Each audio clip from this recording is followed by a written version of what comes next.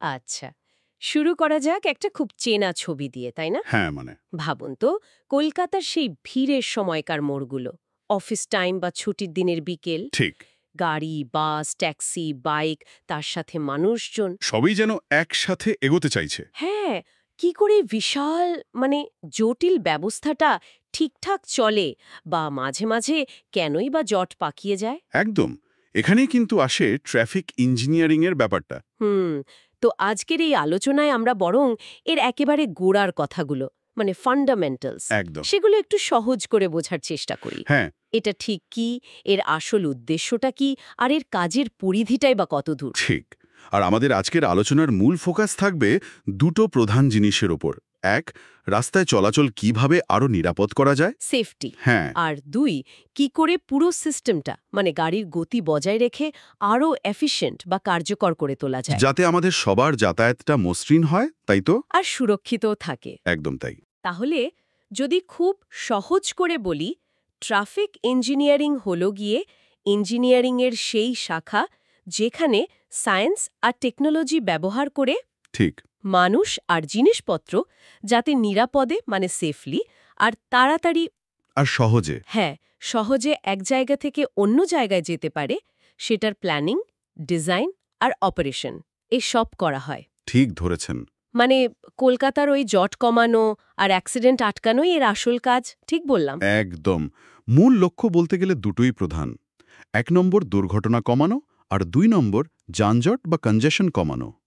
আচ্ছা, এই দুটোই হলো গিয়ে মেন অবজেক্টিভ।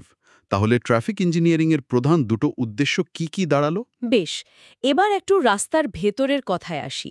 এই যে রাস্তায় গাড়ির স্পিড, মানে গতি, হ্যাঁ, তারপর প্রতি ঘন্টায় কতগুলো গাড়ি যাচ্ছে, মানে ভলিউম, ভলিউম, ঠিক। আর একটা নির্দিষ্ট জায়গায় কতগুলো গাড়ি জমে আছে, মানে ডেনসিটি, এই তিনটের মধ্যে তো একটা দারুণ সম্পর্ক আছে, তাই না? হ্যাঁ, খুবই গুরুত্বপূর্ণ একটা সম্পর্ক। এটাকে ধরুন জলের পাইপের সাথে তুলনা করা যেতে পারে। ও আচ্ছা, কি রকম? ভাবুন, পাইপ যত চড়া হবে, মানে রাস্তা যত চড়া, তত বেশি জল যেতে পারবে, মানে গাড়ি বেশি যেতে পারবে। ঠিক। কিন্তু জলের চাপ যদি খুব বেড়ে যায়, মানে গাড়ির ঘনত্ব বা ডেনসিটি যদি বেড়ে যায়, হুম।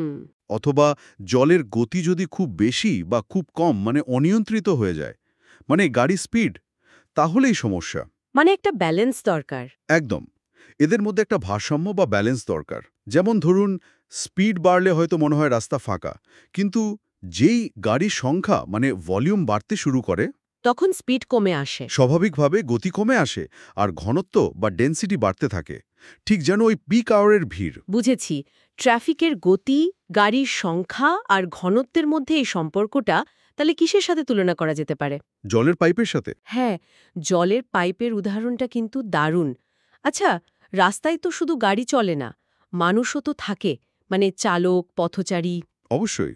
শুধু রাস্তা বা গাড়ি ছাড়াও তো আমরা যারা চালাচ্ছি বা হাঁটছি, আমাদেরও তো একটা ভূমিকা আছে এই পুরো সিস্টেমে। অবশ্যই আছে। এটাকে আমরা বলি রাস্তার ব্যবহারকারীর বৈশিষ্ট্য বা রোড ইউজার ক্যারেক্টারিস্টিক্স। ওহ। এর মধ্যে ৩টে প্রধান দিক আছে।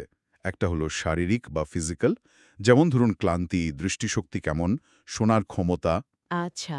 দ্বিতীয়টা মানসিক বা মেন্টাল, মানে মনোযোগ কতটা আছে, অভিজ্ঞতা, ধৈর্য। হুম। আর তৃতীয়টা হলো আবেগিক বা ইমোশনাল ফ্যাক্টর, যেমন রাগ, ভয়, অধৈর্য হয়ে পড়া, এইসব। তার মানে এই সব কিছুই। হ্যাঁ, এই সব কিছুই কিন্তু একজন চালকের ডিসিশন নেওয়ার উপর বা একজন পথচারীর রাস্তা পার হওয়ার উপর দারুণ প্রভাব ফেলে। আর তার ফলে রাস্তা সেফটি, মানে নিরাপত্তাও প্রভাবিত হয়। ঠিক। যেমন ধরুন, খুব টায়ার্ড থাকলে বা অন্যমনস্ক থাকলে ভুল হওয়ার সম্ভাবনা বেশি। একদম। শরীর, মন, আবেগ, এই তিনটেই তাহলে খুব গুরুত্বপূর্ণ। রাস্তা ব্যবহারকারী হিসেবে আমাদের কোনো তিনটি প্রধান বৈশিষ্ট্য মনে রাখতে হবে। ঠিক। শরীর, মন আর আবেগ। আচ্ছা, এবার আসি গাড়ির কথায়। শুধু মানুষ তো নয়, রাস্তায় যে গাড়িগুলো চলে সেগুলোরও তো নিজস্ব কিছু ব্যাপার আছে। নিশ্চয়ই আছে। সেগুলোকে আমরা বলি ভেহিকুলার ক্যারেক্টারিস্টিক্স বা গাড়ির বৈশিষ্ট্য। এগুলো রাস্তার ডিজাইনে খুব প্রভাব ফেলে। যেমন? যেমন ধরুন, গাড়ির সাইজ, মানে দৈর্ঘ্য, প্রস্থ, উচ্চতা, তারপর গাড়ির ওজন, তার স্পিড তোলার ক্ষমতা, অ্যাক্সেলারেশন, আর সবচেয়ে জরুরি হলো ব্রেকের কার্যকারিতা, মানে ব্রেকিং এফিসিয়েন্সি, ঠিক, একটা বড় ট্রাক বা বাস থামাতে যতটা জায়গা লাগে, বা যে বাঁকটা সে নিতে পারে, হ্যাঁ, একটা ছোট গাড়ি বা বাইকের তো তার থেকে অনেক কম লাগে। একদম। এই যে পার্থক্যগুলো, এগুলোর জন্যই তো রাস্তার ডিজাইন করার সময় এগুলো মাথায় রাখতে হয়। যেমন বাসের জন্য হয়তো বাস বে আলাদা করা, বা ট্রাকের জন্য লেনের চওড়া একটু বেশি রাখা। ঠিক, রাস্তার ডিজাইন করার সময় গাড়ির কোন বৈশিষ্ট্যগুলো তাহলে মনে রাখা দরকার? গাড়ির আকার, ওজন, গতি আর ব্রেকিং এফিসিয়েন্সি এগুলো তো বটে। বুঝলাম। তাহলে আমরা দেখলাম ব্যবহারকারী আর গাড়ির বৈশিষ্ট্য। এবার রাস্তার নিজেরও তো কিছু বৈশিষ্ট্য থাকে। অবশ্যই রোড ক্যারেক্টারিস্টিক্স, যেমন ধরুন রাস্তাটা কতটা ঢালু মানে গ্রেডিয়েন্ট, হ্যাঁ, রাস্তায় বাঁক বা কার্ভ কেমন আছে, ওই রাস্তাটা ম্যাক্সিমাম কত স্পিডের জন্য ডিজাইন করা হয়েছে মানে ডিজাইন স্পিড। ডিজাইন স্পিড, আচ্ছা। আর খুব জরুরি হলো রাস্তা আর গাড়ির টায়ারের মধ্যে ঘর্ষণ বা ফ্রিকশন কেমন হচ্ছে। ঠিকই তো, ওই যে পাহাড়ি রাস্তায় বা বর্ষাকালে গাড়ি চালাতে অসুবিধা হয়, হ্যাঁ, তার পেছনে তো এই কারণগুলোই কাজ করে। ভেজা রাস্তায় ফ্রিকশন কমে যায়। একদম। ফ্রিকশন কমে যায় বলেই ব্রেক কষতে বেশি জায়গা লাগে বা গাড়ি স্কিড করার ভয় থাকে, তাই সাবধানে চালাতে হয়। তাহলে রাস্তার কোন বৈশিষ্ট্যগুলো গাড়ির গতি আর সুরক্ষা দুটোকেই প্রভাবিত করে? বলতে গেলে গ্রেডিয়েন্ট, কার্ভ, ডিজাইন স্পিড আর ফ্রিকশন এইগুলোই প্রধান। আচ্ছা, আর এই সব কিছুর কেন্দ্রে মানে ড্রাইভারের দিক থেকে দেখলে একটা খুব জরুরি জিনিস হলো রিঅ্যাকশন টাইম বা প্রতিক্রিয়ার সময়, তাই না? ঠিক, মানে রাস্তায় হঠাৎ কিছু দেখলে, ধরুন সামনে একটা বাচ্চা দৌড়ে চলে এলো, চালকের সেটা দেখা থেকে শুরু করে ফাইনালি ব্রেক কষা বা স্টিয়ারিং ঘোরানো পর্যন্ত যে মিনিমাম সময়টা লাগে, সেটাই রিঅ্যাকশন টাইম। হ্যাঁ, এই সময়টা আবার একটা তত্ত্ব দিয়ে ব্যাখ্যা করা হয়, বেশ ইন্টারেস্টিং। একে বলে পিআইইভি থিওরি। পিআইইভি, পিআইইভি, এটা একটু নতুন লাগছে, একটু বুঝিয়ে বলবেন? নিশ্চয়ই। পিআইইভি আসলে 4টে শব্দের প্রথম অক্ষর নিয়ে তৈরি। পি মানে হলো পারসেপশন বা উপলব্ধি। উপলব্ধি মানে চোখে দেখা বা কানে শোনা। হ্যাঁ, যে সামনে কোনো বিপদ বা সিচুয়েশন তৈরি হয়েছে। আই মানে হলো ইন্টেলেকশন বা বুদ্ধিমত্তা, মানে ব্রেন দিয়ে সিচুয়েশনটা বোঝা আর কি করতে হবে সেটা চিন্তা করা। আচ্ছা, বোঝা গেল। তারপর ই? ই মানে ইমোশন বা আবেগ, মানে ওই পরিস্থিতিতে ভয় পাওয়া বা সতর্ক হওয়া বা একটু নার্ভাস হওয়া, এই মানসিকতাগুলো। আর ভি? ভি মানে ভোলেশন, মানে ইচ্ছা বা সিদ্ধান্ত নেওয়া। ফাইনালি ব্রেক কষার বা স্টিয়ারিং ঘোরানোর সিদ্ধান্ত নেওয়া এবং সেই অনুযায়ী মাসলকে নির্দেশ দেওয়া, মানে কাজটা করা। বা পারসেপশন, ইন্টেলেকশন, ইমোশন, ভোলেশন।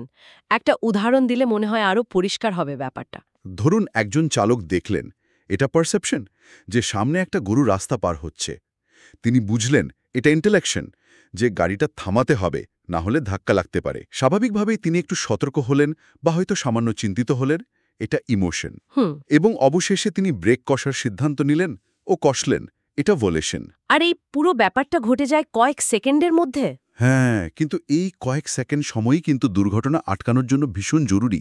এটা মনে রাখার জন্য আমরা একটা সহজ লাইন ব্যবহার করতে পারি, পিআইইভি দিয়ে ব্রেক কষো। চালকের প্রতিক্রিয়ার সময়ের এই পিআইভি তত্ত্বের 4টে ধাপ কি কি? পারসেপশন, ইন্টেলেকশন, ইমোশন আর ভোলিশন। আচ্ছা, তাহলে আজ আমরা ট্রাফিক ইঞ্জিনিয়ারিং এর একেবারে গোড়ার কিছু কথা আলোচনা করলাম। মানে এর সংজ্ঞা, উদ্দেশ্য কি, হ্যাঁ, তারপর রাস্তার গতি, ঘনত্ব, পরিমাণের সম্পর্ক, রাস্তার ব্যবহারী মানে মানুষ আর গাড়ির নিজস্ব বৈশিষ্ট্য, রাস্তার নিজের বৈশিষ্ট্য আর চালকের এই প্রতিক্রিয়ার সময় বা পিআইভি তত্ত্ব। একদম। এই যে এতগুলো বিষয় নিয়ে আমরা কথা বললাম, এগুলো কিন্তু শুধু পরীক্ষার জন্য জানা নয়। একজন সিভিল ইঞ্জিনিয়ার হিসেবে এগুলো বোঝাটা যে কতটা জরুরি। ঠিক তাই। ভবিষ্যতে যখন আপনারা সেফ রাস্তা ডিজাইন করবেন বা শহরের যানজট কমানোর জন্য নতুন কোনো উপায় খুঁজবেন, বা ধরুন ওই যে আইটিএস মানে ইন্টেলিজেন্ট ট্রান্সপোর্ট সিস্টেমের মতো আধুনিক প্রযুক্তি, হ্যাঁ, যেগুলো ডেটা আর টেকনোলজি ব্যবহার করে ট্রাফিক ব্যবস্থাকে আরও স্মার্ট করে তোলে, সেসব নিয়ে যখন কাজ করবেন, তখন আজকের শেখা এই বেসিক কনসেপ্টগুলোই কিন্তু আপনাদের আসল ভিত তৈরি করে দেবে। মনে রাখতে হবে ইঞ্জিনিয়ারিংয়ের শেখাটা কিন্তু কোনো সিলেবাসে বা সেমিস্টারে আটকে থাকে না। এটা একটা কন্টিনিউয়াস জার্নি, একটা নিরন্তর যাত্রা। ঠিক। রোজ নতুন টেকনোলজি আসছে, পুরনো আইডিয়ার উন্নতি হচ্ছে, তাই শেখার ইচ্ছেটা সব সময় জাগিয়ে রাখতে হবে। আর এই গোড়ার কথাগুলো মাঝে মাঝে ঝালিয়ে নিতে হবে। এটাই আপনাদের ভবিষ্যতের পথ আরও খুলে দেবে। দারুণ কথা। আচ্ছা, যাবার আগে একটা প্রশ্ন রেখে যাই সবার ভাবনার জন্য। হ্যাঁ, বলুন। আমরা তো এতক্ষণ চালকের প্রতিক্রিয়ার কথা বললাম, পিআইইভি তত্ত্বের কথা বললাম, কিন্তু ভবিষ্যতে যখন চালকবিহীন গাড়ি মানে অটোনমাস ভেহিকলস রাস্তায় নামবে, হুম। একটা ইন্টারেস্টিং পয়েন্ট, তখন ট্রাফিক ইঞ্জিনিয়ারিংয়ের এই যে পিআইইভি তত্ত্ব বা মানুষের শারীরিক মানসিক অবস্থার প্রভাব, এই ধারণাগুলোর কি হবে? এগুলো কি তখন আর দরকার হবে না, নাকি অন্য কোনোভাবে গুরুত্বপূর্ণ হয়ে উঠবে? এটা নিয়ে আপনারা নিজেরা একটু ভাবতে পারেন কিন্তু।